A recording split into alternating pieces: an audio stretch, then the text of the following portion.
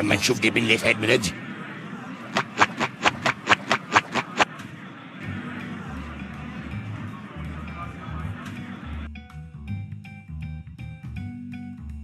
ايه اللي انت في البداية دي؟ تفضل ده بدل ما تخش عليا بذكرين بط. ده انا هحشيك رز دلوقتي.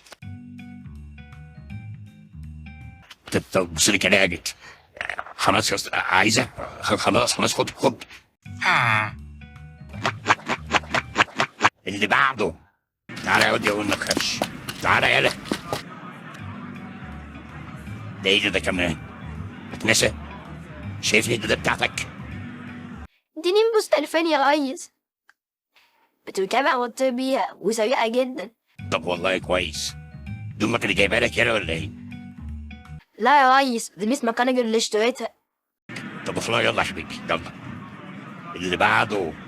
ايوه بقى العسل بتاعنا بقى. الثلاجة فيها مية، قال انا جعان. فين هديه؟ ما قدامك اهو يا ريس. قدامها يا بت انت ضاربه حاجه؟ ده بقيت تخفي بتلبسها وبعدين محدش يشوفك. يعني انت سامع الازداد بتاع الحاجه وجاي تديهولي.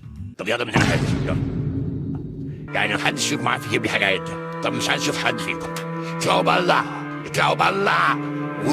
ويلا احسن اضرب بالشمعدان ده في وشك.